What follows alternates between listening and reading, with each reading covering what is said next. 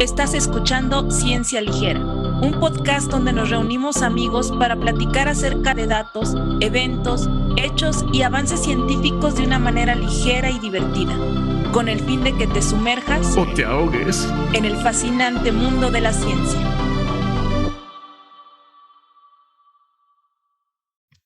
¡Chamacos! ¿Qué tal?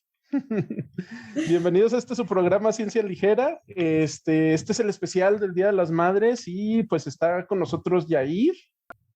Hola, ¿cómo están? Quiero aprovechar para felicitar a mi mamá y Andrómeda por el Día de la Madre.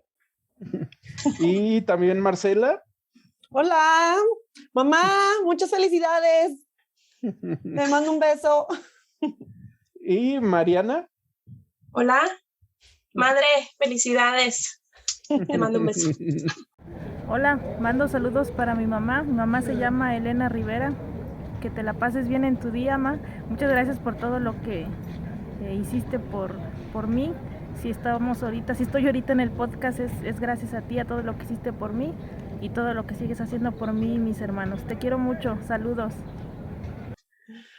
Y pues bueno, sí, una felicitación a todas las mamás que nos escuchan y ojalá y se diviertan con este episodio de datos interesantes científicos sobre la maternidad.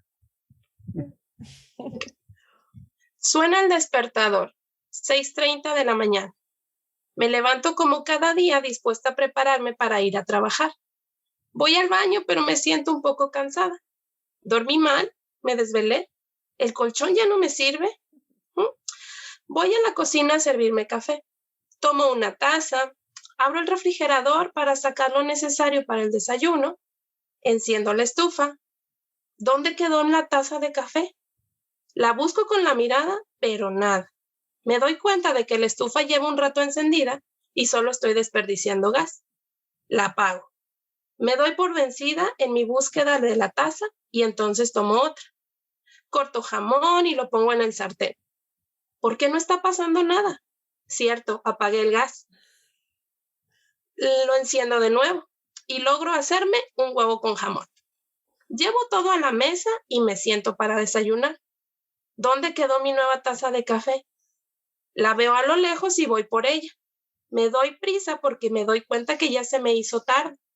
Antes de salir de casa, tomo las llaves, mi bolsa, el celular y una carpeta de papeles que debo de llevar al trabajo. En eso me doy cuenta de que dejé el jamón fuera del refri. Voy, lo tomo, abro el refrigerador. Con que ahí adentro dejé la primera taza de café. Sí, esa que perdí antes. Ya en la puerta de mi casa, busco dentro de mi bolsa las llaves para cerrar la puerta. ¿Dónde están mis llaves? ¿Dónde está la carpeta? ¿Y por qué tengo el control remoto de la televisión en mi bolsa? Lo que les acabo de contar es una historia ficticia, o no, de un día normal en la vida de una mujer embarazada. O de una persona con la Alzheimer. O sea, ¿tenías episodios donde te perdías la memoria?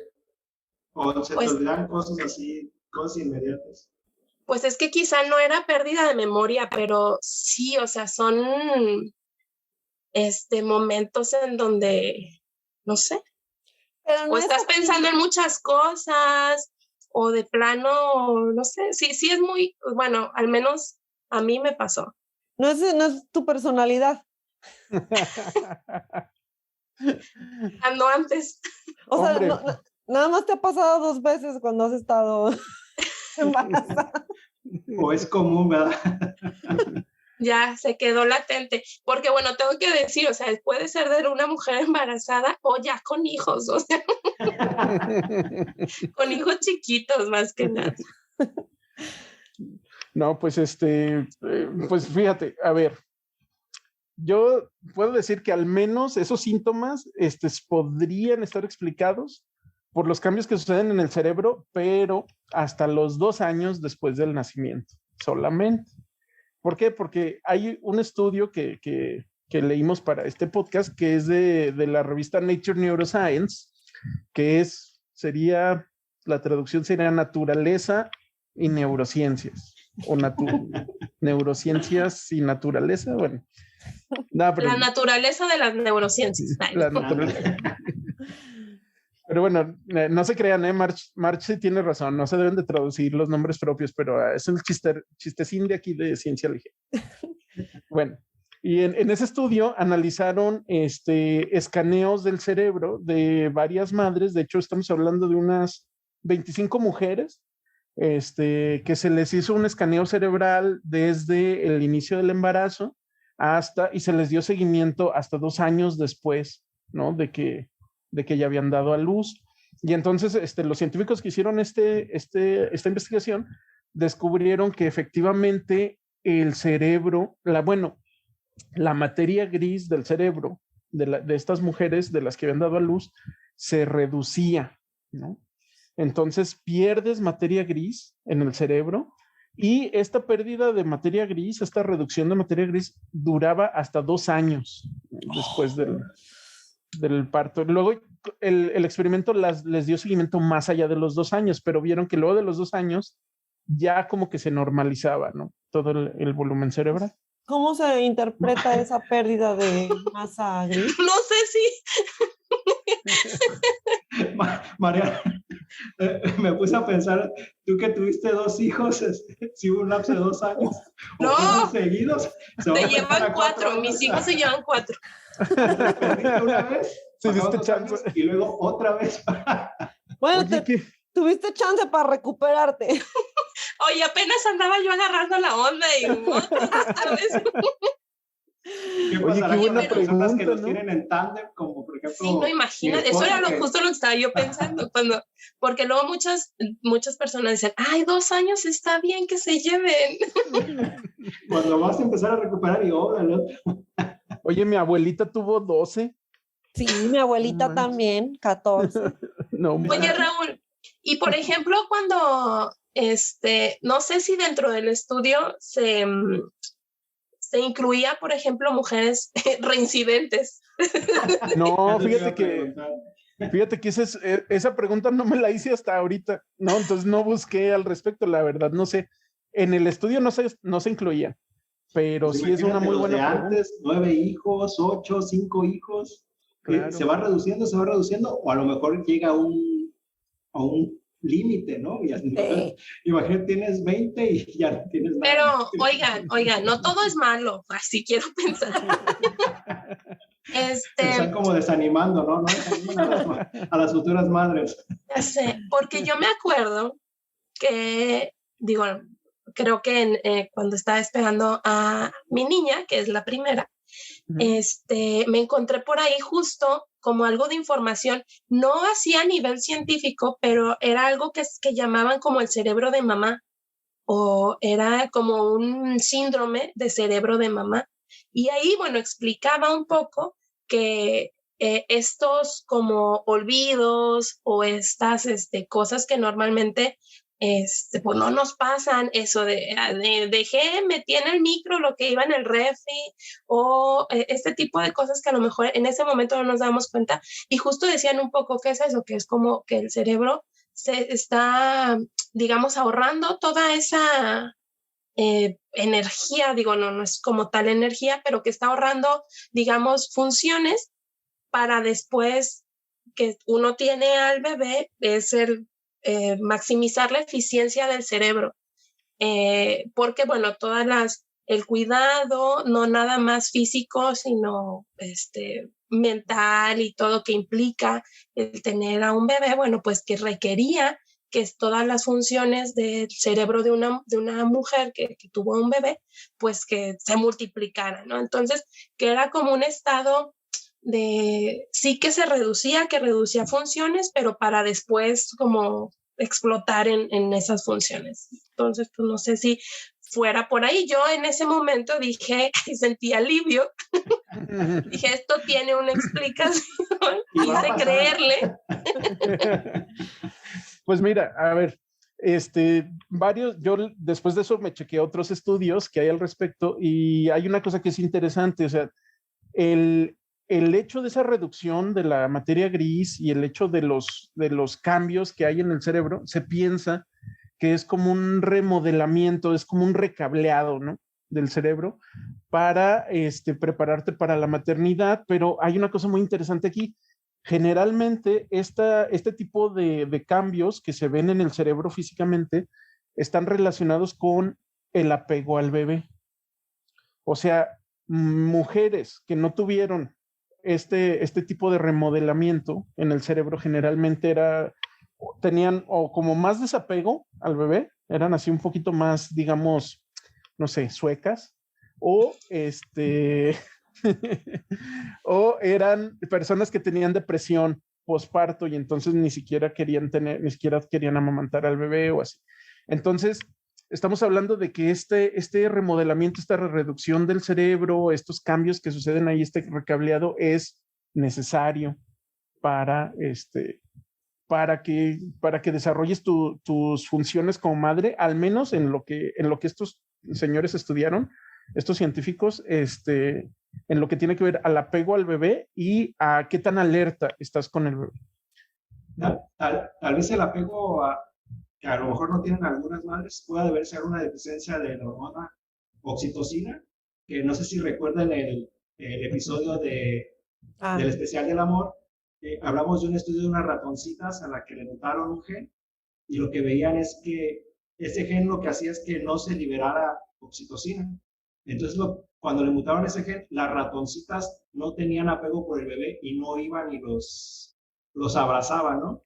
Al final del tiempo, sí lograron juntar a sus crías, pero comparado con la ratoncita que sí tenía bien ese gen, sí tardó algo más de tiempo. Entonces, para restablecer esa función de la madre, lo que le hacían era inyectarle oxitocina, y ahora sí, las ratoncitas otra vez abrazaban a sus bebecitos, ¿no? Entonces, a lo mejor la hormona de la oxitocina o algo tienen estas personas ahí que hace que no haya un apego como el de las otras madres. Ahora, una cosa que también puede ser verdad es que lo que dice Mariana, ¿no?, de que el cerebro se está redireccionando capacidades hacia otros lugares donde se necesitan más. Hay otro estudio que también se publicó en un journal que se llama Cerebral Cortex, donde analizan que hay una reducción en la capacidad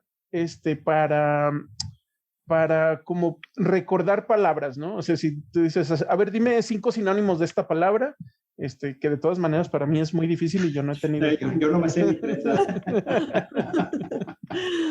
Y entonces, significativamente, las mamás que ya habían dado a luz tenían menos capacidad para hacer eso. Y los científicos de este artículo discutían que era porque al mismo tiempo se estaba activando más un centro del cerebro que tiene que ver con las emociones. Entonces, ellos lo manejan de una manera muy, muy bonita, ¿no? Quién sabe si sea verdad, pero ellos lo que dicen es que te estaban quitando palabras porque tú estabas metiendo esos recursos de verbalizar, los estabas invirtiendo en las emociones que te estaba generando tu bebé, como te estaba preparando para interactuar emocionalmente con tu hijo, ¿no? Entonces, Una de las cosas también que se me hacían interesante es, no sé, Mariana, si tú recuerdas, si antes tenías, por ejemplo, el sueño un poquito más pesado, pero no sé si sepas o te pasó que las mamás pueden reconocer el llanto del bebé, o sea, como que esté Pues lejos, es que o te despierta creo que se agudiza el oído hacia sonidos justamente agudos, como el llanto del bebé. Porque creo que esto... creo que esto, bueno, alguna vez lo leí, que viene data desde los primeros humanos o las primeras registros de civilizaciones que se tienen, y que era justamente por eso, o sea, porque tenían que estar atentos por que un animal o ataques de algún lado, entonces que el oído se agudiza. Y yo me acuerdo es que, porque bueno, aparte las desveladas ahí te encargo. Entonces, o sea, duermes, o sea, cuando duermes, yo al menos a mí me pasaba, dormía y de que es que pasó, o sea, no sé, un ruido muy fuerte y yo no lo escuchaba, pero apenas se movían tantito o medio ahí se quejaban y mira, ahí luego, sí, o sea, eso sí es, digo que sí yo lo reconozco o me acuerdo que me pasó, que quizás y incluso ahorita que ya están un poco más grandes, los oigo, sé si se destaparon en la noche, y ahí te levantas a taparlos, o sea, cosas así. Fíjate, te pregunto por un estudio que leí, donde unos investigadores vieron que en la corteza auditiva había neuronas productoras de oxitocina y había receptores de oxitocina.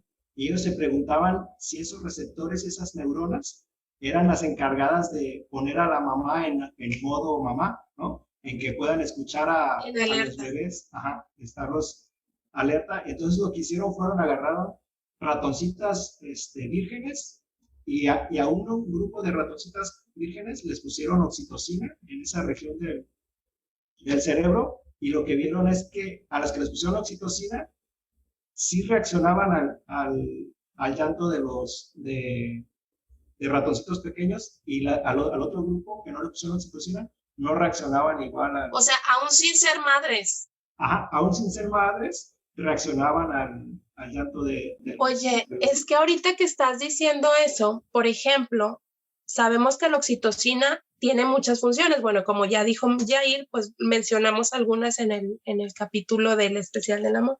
Pero, por ejemplo, algo que te dicen mucho cuando estás en el periodo de lactancia es que escuchar el llanto de tu bebé hace la bajada de la leche, entre otras cosas. O sea, digo, la producción de leche o la bajada de la leche tiene múltiples factores, ¿no? Pero y la producción de la leche también depende en gran medida de la liberación de oxitocina. Entonces puede ser por ahí de que escuchar se libera oxitocina y también produce la producción de la leche. Ajá. Las ratoncitas vírgenes produciendo leche, ¿no? Al escuchar a los bebés, te imaginas. Pero bueno, algo así no mencionábamos en ese capítulo. Sí, que la oxitocina tenía un papel en la producción de leche, sí. Y sí, también en las contracciones, ¿no? Cuando iban sí. Recuerden, vean el episodio del especial del amor, ahí hablamos. ¿Cómo nos gusta hablar de la oxitocina? Pues es que ya estamos viendo que está, pero mira, ahí implicada en muchos procesos. Oye, Raúl, ¿y hay más cosas que pasen en el cerebro? Bueno, es que, a ver, vamos a ver, hay varias cosillas, ¿no? Sobre lo que tú dices del cerebro maternal, el cerebro de mamá, o el cerebro, también le llaman el cerebro del bebé, que la mamá tiene cerebro de bebé. Hubo un estudio que se realizó con una especie de metaanálisis, ¿no? Donde agarraron 20 estudios, porque muchas personas han tratado de investigar esto, ¿no? Es parte de la cultura popular. Raúl, señor científico, ¿qué es un metaanálisis? Muy buena, muy buena. Básicamente es alguien que dice, bueno, ok, yo voy a agarrar estudios que han analizado tantas personas, ¿no? Y los voy a juntar todos y va a ser como si yo tuviera un estudio con todas las personas de todos los estudios que estoy agarrando. Es un análisis de análisis. Es un análisis de otros análisis, ¿no? Y es así como, ¿es un refrito de la ciencia? O sea, es cuando como un review. Cuando no tienen dinero y hay que sacar un paper. Sí, es un truquillo que luego muchos utilizan. Pero bueno, a veces sí se sacan datos interesantes, como en este caso.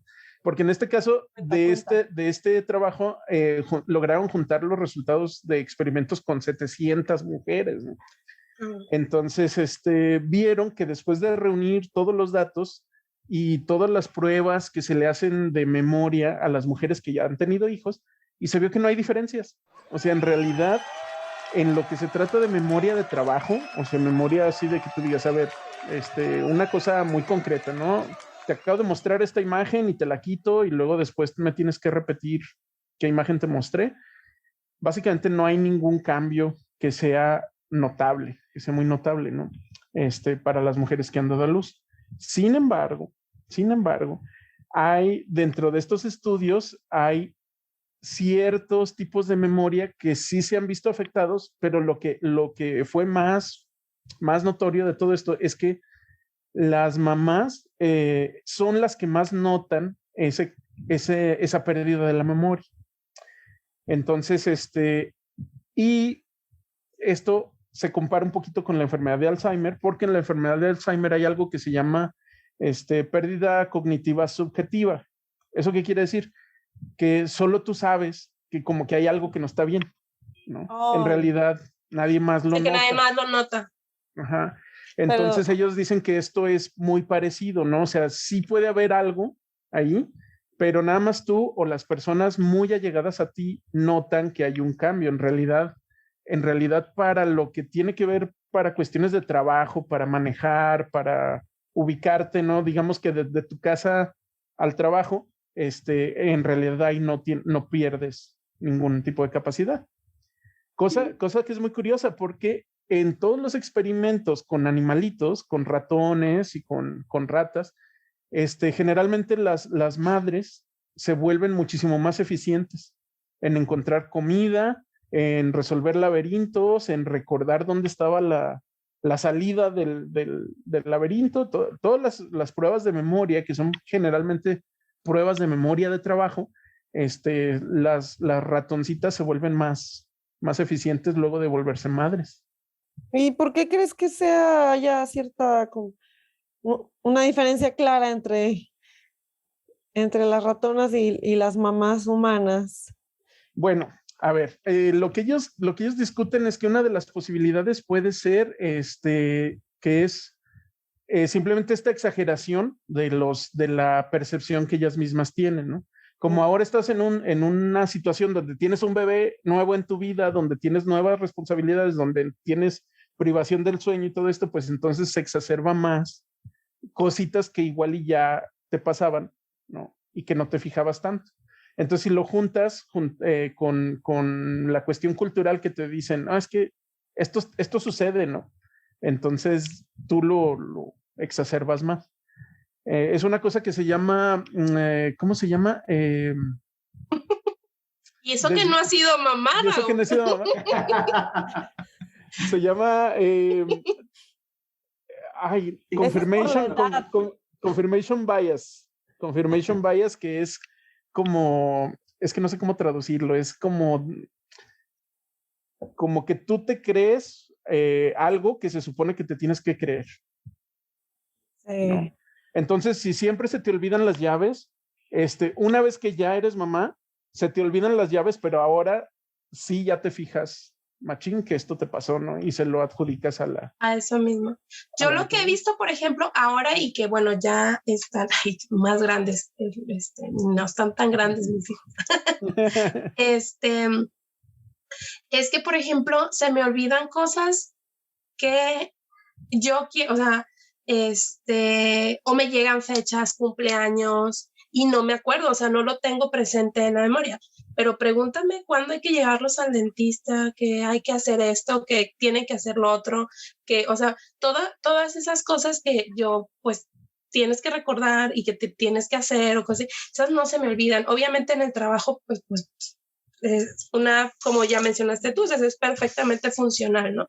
Ahí sí, yo creo que durante el trabajo que desde la etapa que me convertí en mamá hasta ahora, pues no ha habido alguna diferencia, pero en cositas así, y yo digo, bueno, pues es que son cosas a lo mejor como memoria selectiva, ¿sabes? Algo así de mi cerebro decide que olvidar y tener muy presente otras cosas, fechas, horas, lugares que hay que ir, o sea, todas esas cosas. Yo siento que de Yair no importa, pero ir al dentista sí.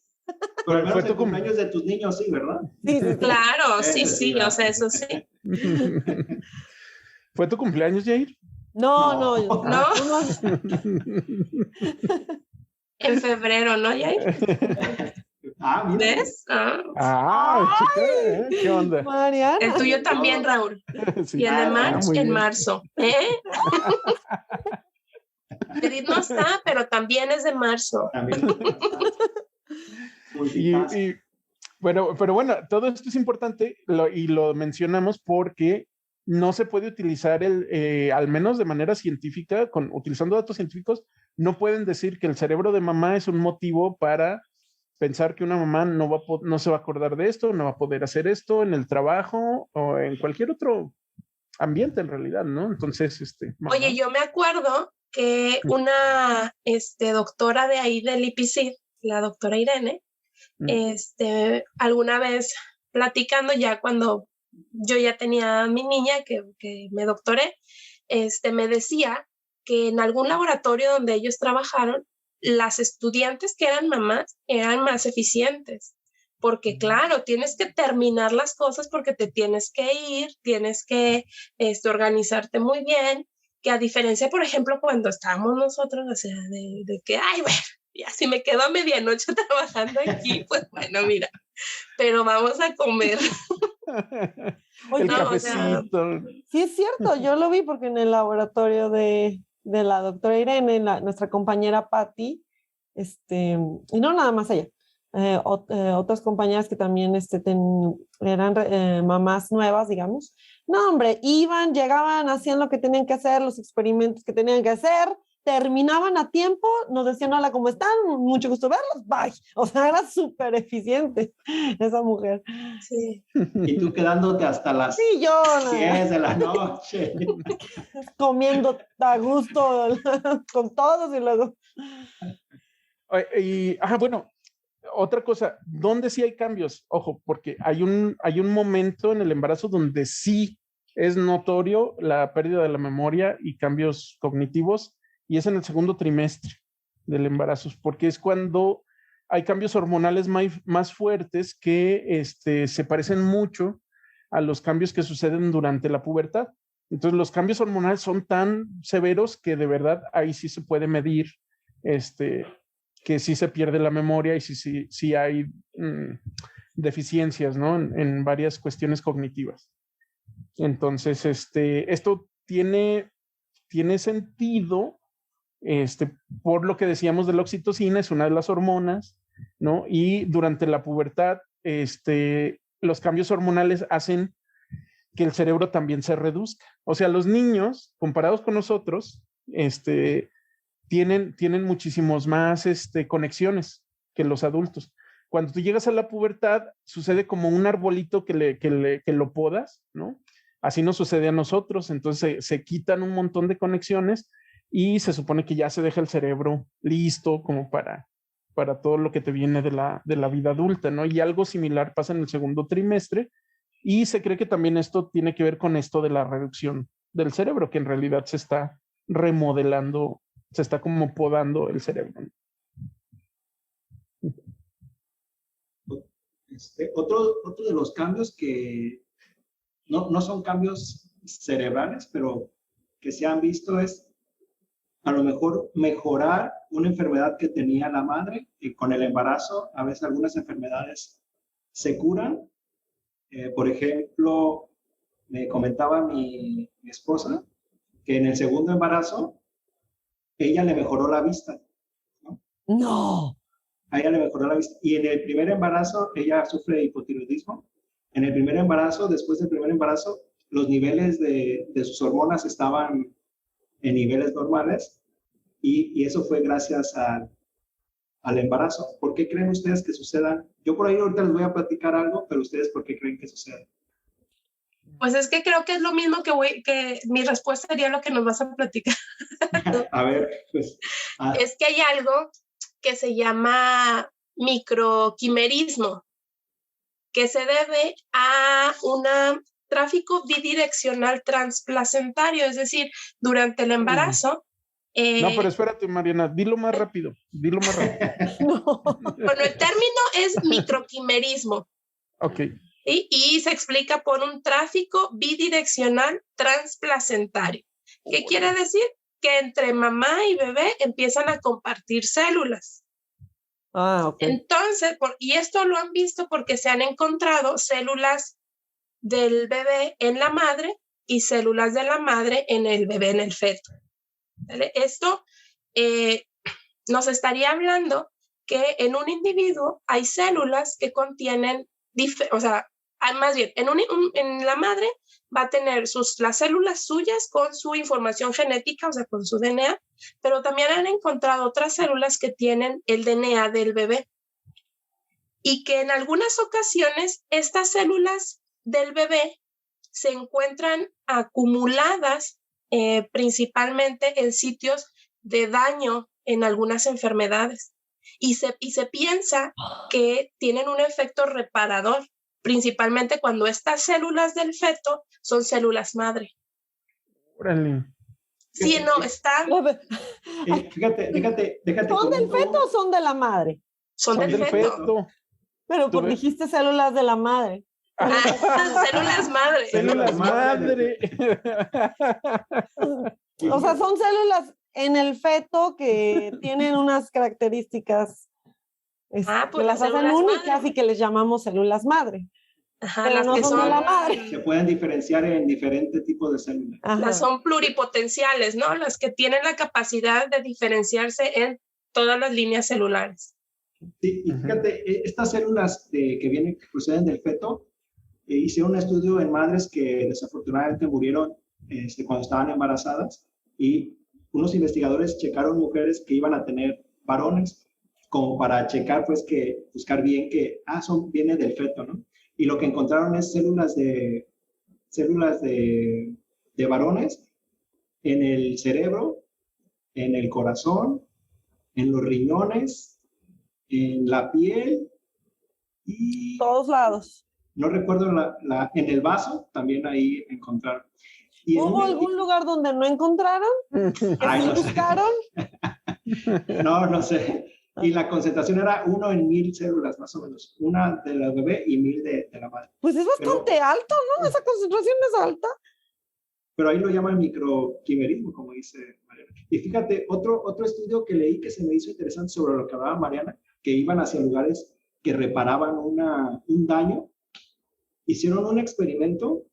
Bueno, se sabe que hay varios embarazos donde las madres van al médico porque tienen alguna falla en el corazón cuando están embarazadas, y propio porque están también alimentando, bombean la sangre también al bebé, a su cuerpo, y como que es un esfuerzo de más.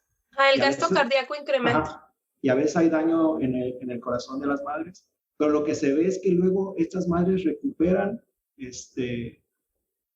se recuperan de ese daño cardíaco. Y lo que se ha visto, por ejemplo, que en adultos recuperarse de un daño cardíaco es muy complicado, muy difícil. O sea, las células ya no se renuevan, pero en las madres que están embarazadas sí se renuevan. Y entonces se preguntaban qué está pasando. Y lo que hicieron fue agarrar unas ratoncitas, pobrecitas, vírgenes también, y las cruzaron con ratoncitos machos que expresan un gen reportero, un gen GFP, que hace que las células se vean de color verde. Entonces, ojo, con consentimiento, ¿eh? No creo. Exacto. Entonces, eran vírgenes, las cruzaron con estos ratoncitos que tienen este marcador. Con consentimiento. Y luego, cuando ya estaban en el 12º día de la concepción, lo que hacían es, les causaban un daño cardíaco, les ligaban las arterias para que se le muriera músculo del corazón.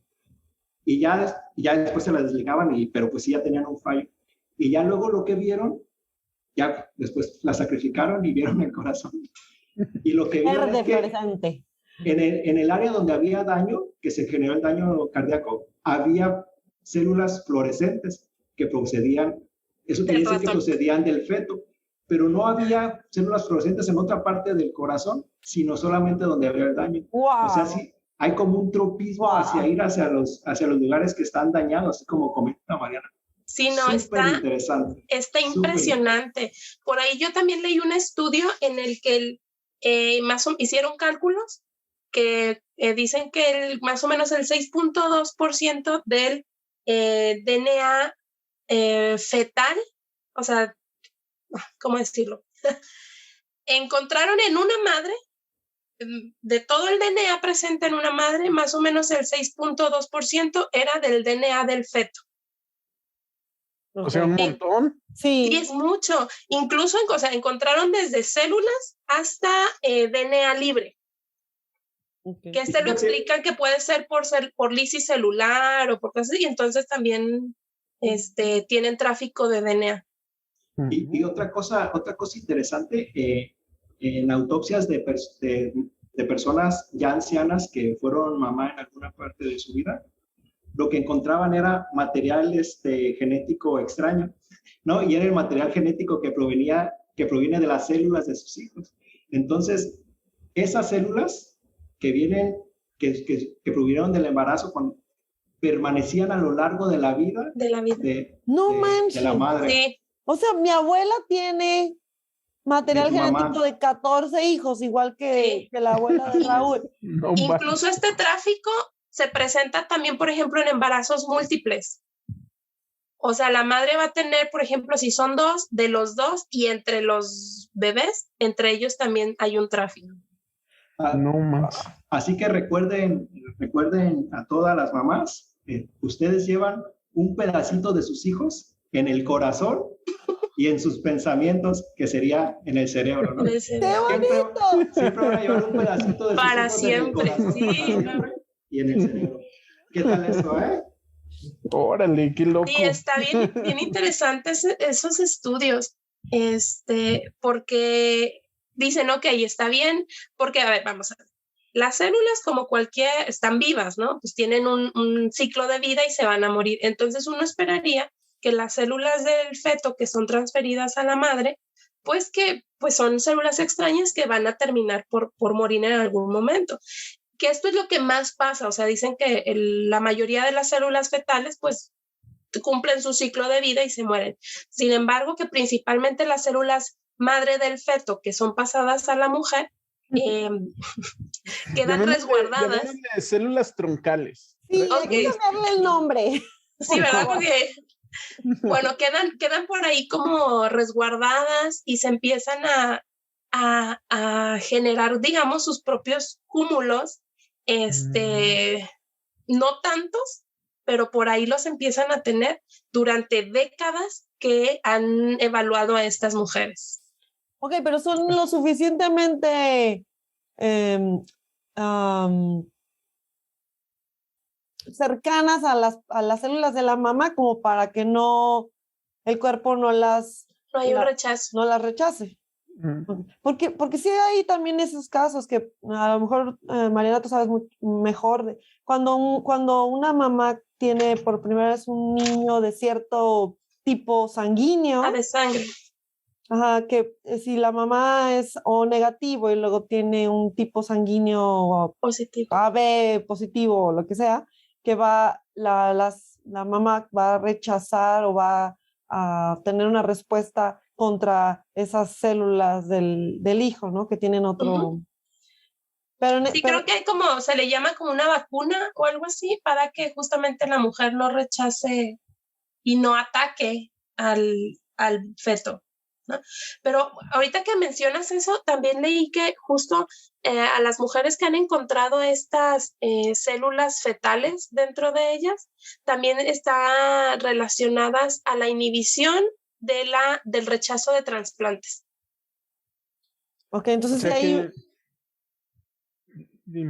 Ahorita que mencionas esto de los trasplantes, recuerdo también un artículo que leí que cuando tomaban estas células fetales células troncales que vienen del feto y se las pasaban a un varón que tenía daño cardíaco en ratoncitos, esos son esos experimentos, que tenían daño cardíaco, también las células eran capaces de ir y reparar el daño de los varones que tenían daño cardíaco. Ahorita que hablaste de los trasplantes. Y de hecho, en las noticias creo que hemos escuchado que es como un tipo de terapia que ya se está haciendo cuando hay daño cardíaco, es inyectar células madre, ¿no? Al corazón. Sí. Sí, por eso hay que, de verdad que se tiene que promover la investigación y la terapia con células madre, que son las mismas que las células troncales, ¿no? Ahora, Entonces, ¿ustedes recomendarían, por ejemplo, guardar el cordón umbilical de sus bebés? ¿O no? La cuestión es bajo qué condiciones, ¿no? Porque luego, yo les voy a contar de un banco de cerebros, que no les voy a decir dónde está localizado ni nada, pero donde tú puedes donar tu cerebro a la ciencia. ¡Ay, y entonces, sí, ¿por qué no? No, porque a lo mejor no es muy ético, ¿no? Un día se les quedó desconectado y se les descongelaron los cerebros, se los echaron a perder. Entonces, pues esa es la cuestión, ¿no? Está bien tener ese como resguardo de células madre, pero ¿cómo lo vas a resguardar y cuánto te va a costar, ¿no? Porque esas células tienen que mantenerse en unas condiciones bien, bien específicas y tienen que estar ahí por décadas, porque tú no sabes cuándo las vas a necesitar. Sí. Entonces, no sé. Un cambio de administración del negocio. Ándale. Ya baila. Un apagón. Mientras que tú sigues pagando no sé cuántos miles para que te cuiden. Es ahí donde instituciones privadas dices, ¡ay, cuánta contabilidad llevan, ¿no? ¿Qué tan responsables se hacen? Aunque también existen bancos de células madre, ¿no? De cordón umbilical. Pero ahí no eres usuario exclusivo, o sea, tú las donas con la esperanza de que si algún día necesitas, igual y te encuentran alguna muestra que sea para ti, ¿no? Como los bancos de sangre. Como los bancos de sangre. Oigan, sangre. Pero también, o sea, es al revés. Estamos hablando de que encontramos células fetales en la mamá, pero también han encontrado células de la mamá en los fetos. Dicen que esto empieza o la etapa más temprana en donde los pueden encontrar es en la semana 13 del embarazo, pero los han encontrado hasta 40, 50 años de la vida de ese feto. Entonces, pues sí, prácticamente las células de las madres. Pero eso tiene más como... Y en los adultos. Sí, es que 50 años del feto, digo, como que... Bueno, no, de la vida de ese feto que se le transmitieron las células, las pueden encontrar. Pero eso tiene como más sentido, o sea, como que siempre estamos pensando, bueno, la mamá le alimenta al bebé. O sea, siempre la dirección en la que pensamos es esa, de mamá a bebé. Sí. Pero yo creo que sí es como más impresionante de que sea del bebé a la mamá. Porque digo, quizás el punto ahí es que son seres humanos, o sea, ya sea la mamá o el feto, que tienen dos tipos celulares, con dos cargas genéticas diferentes. Entonces nosotros también llevamos un pedacito de nuestras madres en nuestro cuerpo y en nuestro corazón. Así es. Nunca nos van a dejar solos, ¿no? Ay, nota, esto yo no creo que aplique para las mamás de perritos, las mamás humanas que tienen perritos y los quieren como sus... Que tienen perrijos. Eso, igual y con la convivencia diaria. Bacterias sí ¿no? Te lo creo. La biota bacteriana sí la comparte. La microbiota, ¿va? Oigan, y también por ahí hay algo, que compartimos no nada más entre madres e hijos, sino que compartimos en mucha población. Todos los humanos. Todos los humanos, o bueno, la mayoría, porque se dice que todos, pero en realidad es la mayoría de la población humana sobre la Tierra. ¿Cómo? ¿De qué estás hablando? Sí, no entiendo. Es algo que se llama, bueno, tiene varios nombres también, pero como que el más común es algo que nombraron la EVA mitocondrial. Órale. ¿Qué quiere decir? Es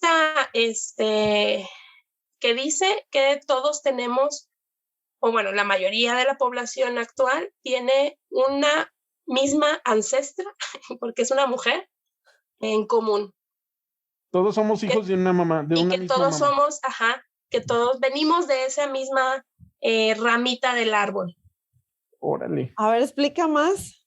Bueno, se hicieron muchos, bueno, primero yo creo que habrá que explicar que nosotros tenemos nuestro DNA principal al interior del núcleo, pero que en un organelo, que es la mitocondria, la cual está encargada de la producción energética, que es la que, pues nuestra fábrica de energía celular, ahí también hay DNA. Sí, es muy pequeñito a comparación del DNA principal, por ahí se decía que como 8,000 veces más chico, tiene cantidad de genes mucho más reducida y todo, pero pues es un mini cromosoma, por llamarlo de algún modo. Uh-huh. Y el DNA mitocondrial viene exclusivamente de la madre. Es decir, nuestro DNA central, es decir, el DNA nuclear, que es originado por la recombinación de papá-mamá. ¿Sí? Pero el DNA mitocondrial viene específicamente y completito de nuestra mamá.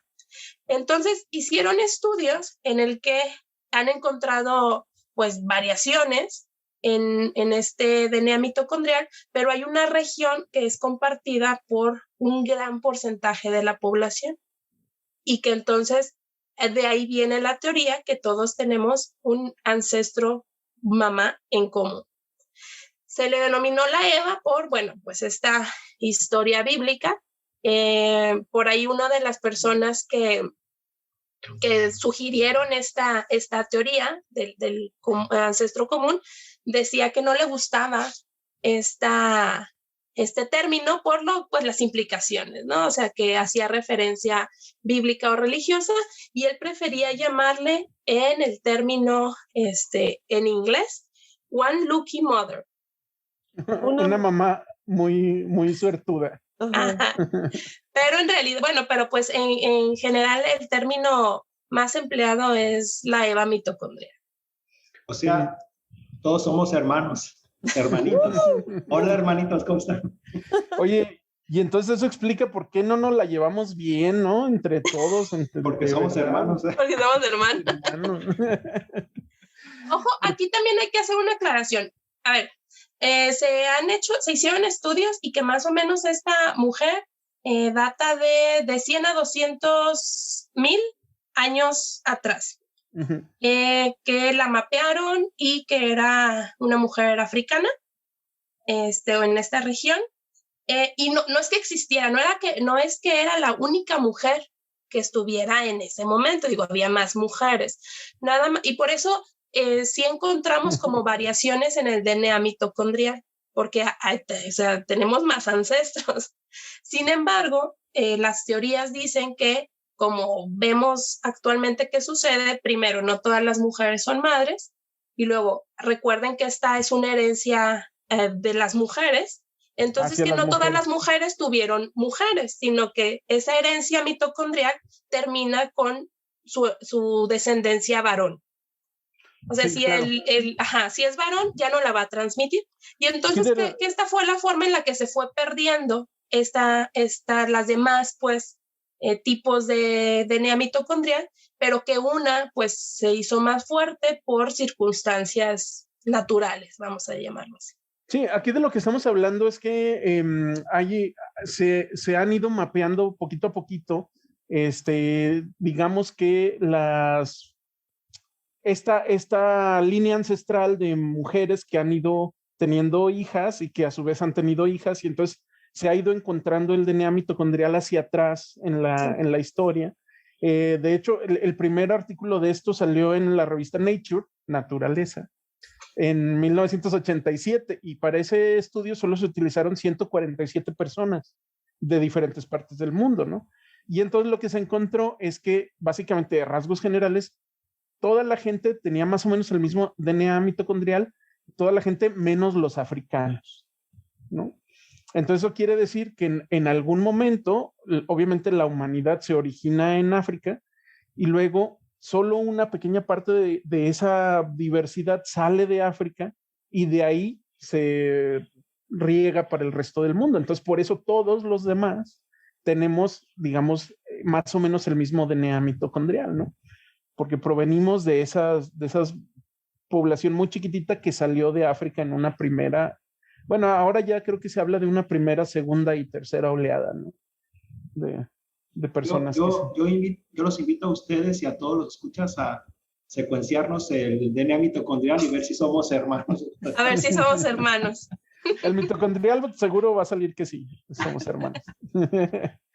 El chido es el otro, hay que ver qué pasa con el otro. Sí. Que bueno, sí está más divertido para nosotros como mexicanos, porque por ejemplo, para para un islandés que toda su familia ha estado aislada ya por los últimos 100,000 años o así, Sí, no. pues no vas a encontrar nada. O sea, claro que eres pariente con los de la isla y no ya. eres pariente. En alguna generación fuiste pariente de esa persona. Sí. Y igual y con nosotros, como hubo mezcla acá, pues los americanos llegaron, los indios americanos, bueno, nativos americanos, llegaron de Asia, ¿no? Y luego hubo la mezcla con los españoles. Entonces, Y los españoles ya tenían su mezcla. Ándale. De los árabes Y luego hay unas poblaciones, también tenemos de africanos también, ¿no? Porque también había unas pequeñas comunidades, ¿no?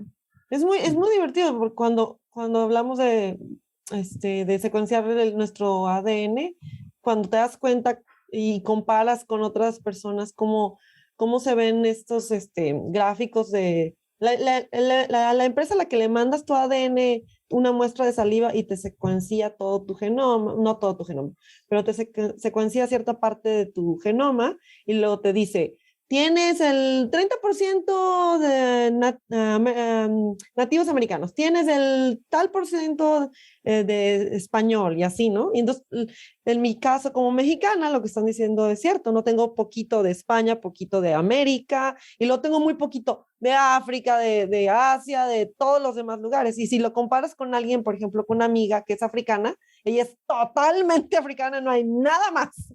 ¿No? Entonces, o sea, qué padre la diversidad que hay acá, ¿no? Sí, somos muy diversos y súper heterogéneos, ¿no?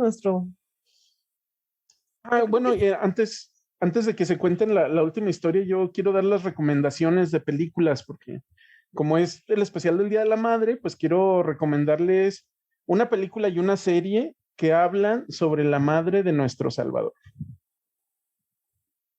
De nuestro Salvador, John Connor, porque les quiero recomendar la película de Terminator 1, que es muy buena, chéquensela, y también la serie de las crónicas de Sarah Connor, que también ya se acabó, la cortaron, solo tiene una temporada, se la ven en FA, pero está muy buena. Oye, pero no recomiendas la 2, que es como tu máximo. Yo digo que la 1 es mejor, pero tú dices que la 2, pero ¿por qué no recomiendas la 2? Porque está más centrada en la maternidad la 1, ¿no? Porque claro. yo creo que ahí sí está más enfocado. O sea, claro, en la 2, Sarah Connor sigue siendo la más fregona de las más fregonas, pero la mitad, no ves a Sarah Connor hasta más allá de la mitad de la película, ¿no?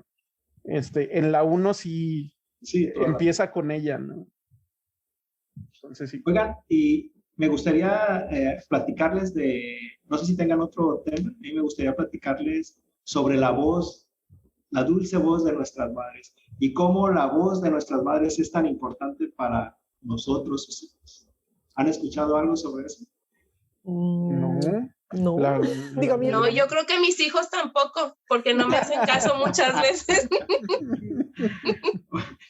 Fíjense que en experimentos clásicos que se habían hecho, ponen a bebés de un día de nacido y le ponen que les hable una mujer extraña y que les hable su mamá.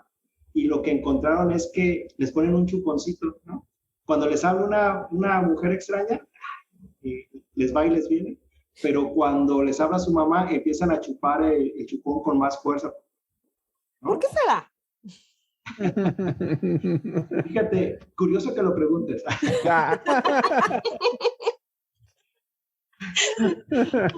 No, pero hicieron un estudio con niños de edades que van de 7 a 12 años. Y lo que hicieron fue, a las mamás les pidieron que grabaran 3 palabras sin sentido, o sea, carro, perro, así sin sentido, ¿no? Que no tengan sentido. Que grabaran 3 palabras y también pusieron a mujeres que no conocían a ninguno de los niños del estudio a que grabaran 3 palabras.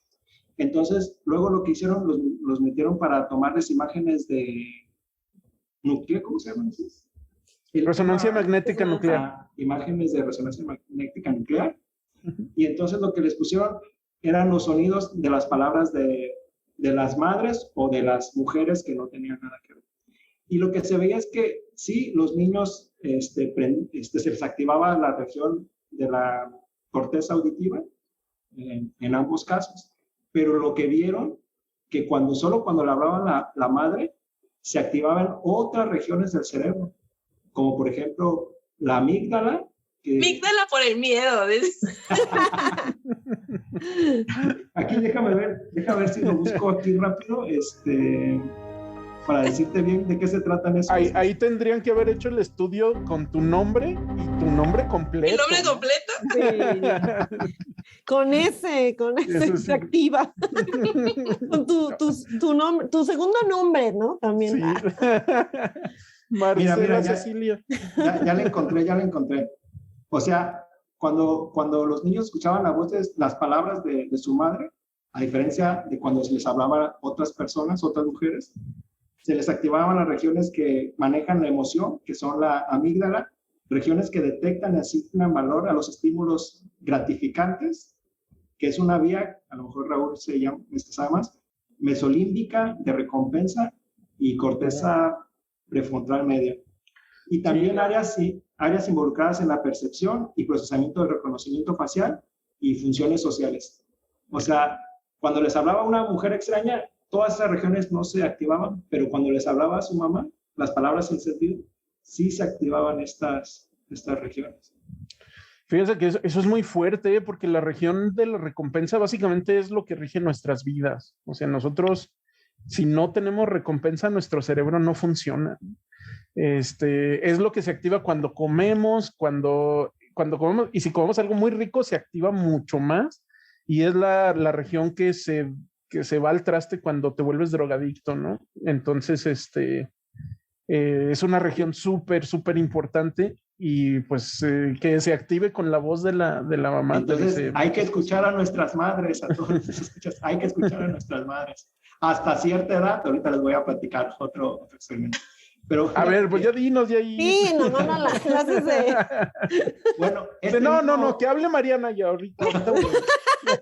Nos dejas en ascuas. Okay. Este mismo grupo de investigación acaba de sacar un artículo hace 2 días, en abril del 22.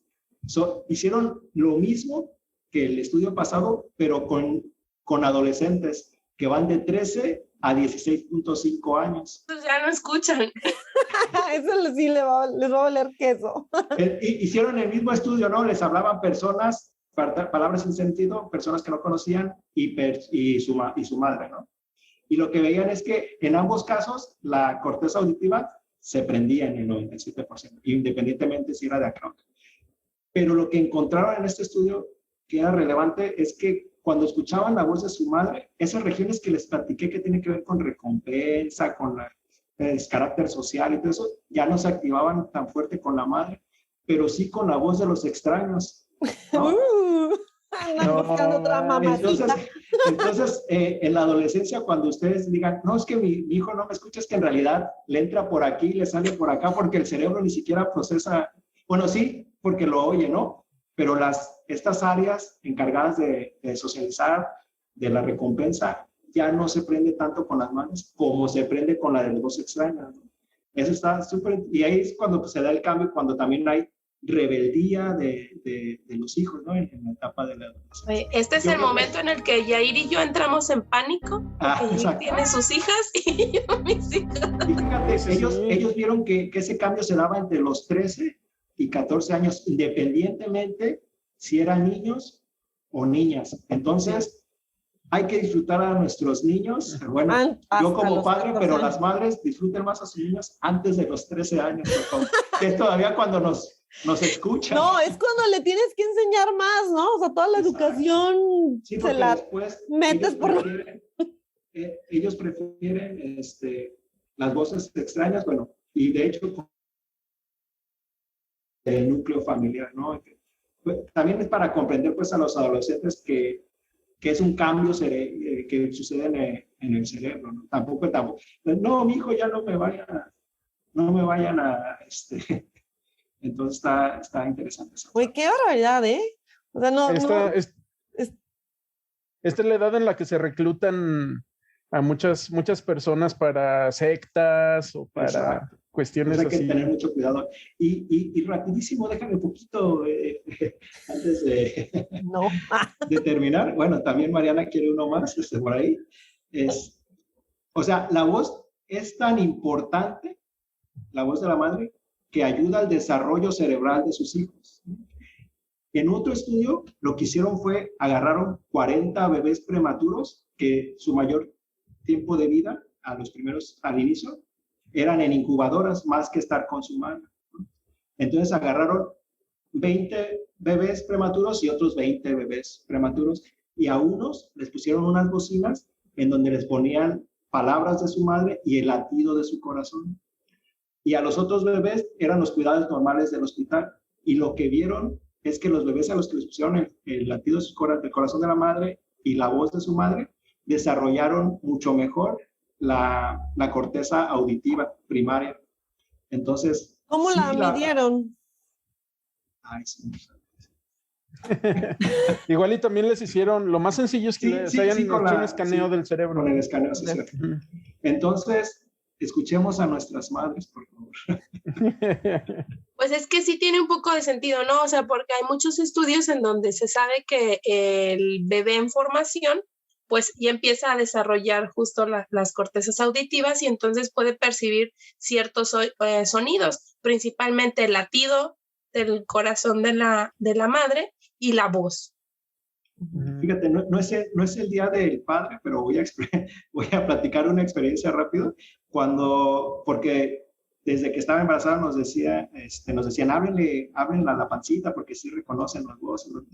Entonces, cuando ya sacaron a mi primera hija y se la llevó el pediatra para limpiarla, pues yo vi bien pendiente de que no se la robaran, ¿no? No, pero luego algunos pediatras que me tocó así medio salvajón y no, los limpian y rápido, y pues la niña viene espantada y llorando. Y cuando le empecé a hablar, la niña se empezó a calmar, a pesar de que le estaban haciendo todos esos movimientos, ella se empezó a calmar y dejó de llorar mientras yo le estaba hablando, ¿no? Ese lazo debe ser mucho más fuerte con las madres, ¿no? Me imagino. Yo de padre le hablaba de vez en cuando, porque luego sí te ves como que dices, como hablándole a la panza, pero sí háblenle a la panza, y en mi experiencia sí se calmó la bebé cuando yo le hablé. Me Qué bonita experiencia, ¿eh? Qué bonito. Eso ha sido muy bonito para ti. Bien padre. Oye, bueno, yo ahí hilando voy a romper un poco el mood padre-hijo de Yair. Nada más ya para terminar, bien rapidísimo, de un estudio con ratones, que fue la primera vez que pudieron reproducir mamíferos de hembras sin necesidad del macho. O sea, si el Día del Padre no era importante, ahora es mucho. Lo van a desaparecer en unos 20 años, yo creo. Ya no existe el Día del Padre. El mismo papá ya no es importante.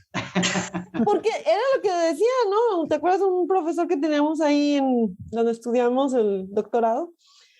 Que nada más, que los hombres nomás eran un paquetito de material genético que las mujeres necesitábamos para los niños. Pues ahora... ni siquiera el paquetito de material genético. Ya ni eso. En realidad es un estudio, es la primera vez, se viene haciendo desde el 2018-19 y hace poquito también salió un artículo en donde empezaron como a hacer un poco más eficiente el proceso. Lo están tratando de hacer, o sea, no es un proceso natural, sino... Sí, bueno. En mamíferos no. Mamíferos no. Ok. Esta reproducción... A los padres sacarnos de la jugada. La reproducción, digamos, únicamente a partir de las hembras, se ha visto en otras especies, parásitos, en algunos peces, rara vez en aves y en reptiles. Se me fue el nombre, Raúl, ¿te acuerdas cómo se llama? Partenogénesis, sí, se me fue totalmente. Ok, este es un proceso natural, pero más bien es divisiones de células sin necesidad de fecundación. Lo que hicieron en este estudio ahora con ratones, porque como les mencionamos, o sea, con mamíferos no es posible y nunca se ha visto. Hay una, digamos, explicación para esto, y es que, por ejemplo, como ya lo mencionamos anteriormente, que nuestra información genética proviene, digamos, de la mezcla de papá y mamá. ¿Okay?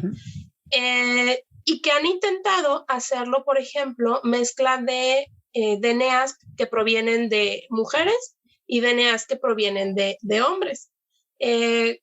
No se había logrado del todo, de hecho la eficiencia es muy baja, y esto se debe o se explica por un fenómeno que se le llama impronta genómica o impronta genética, que es que hay algunos genes que se expresan de forma diferencial en hombres y mujeres. Y que están marcados, están metilados, pues, o sea, y esa es la marquita, la metilación, están ahí, tienen como una banderita, una marquita estos genes. Y esta patrón de metilación o patrón de marcado en estos genes varía en el DNA si ese gen vino de tu papá o si ese gen vino de tu mamá.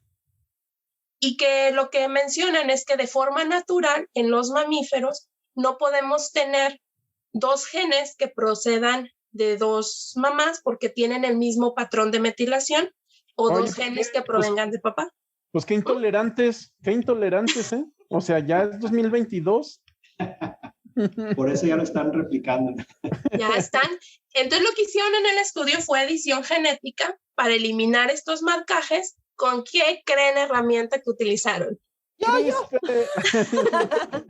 Vean el capítulo de... Exacto, de edición genética. Utilizan esta misma herramienta, quitan marcajes, me parece que fueron siete genes los que quitaron y lograron la, digamos, es que, ¿cómo decirlo?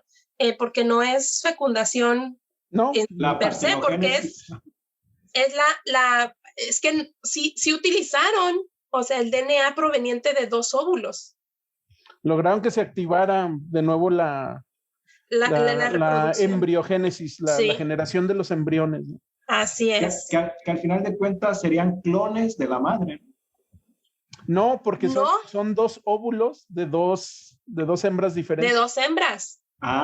Porque en la partenogénesis sí. En la partenogénesis es un óvulo y se empieza a dividir.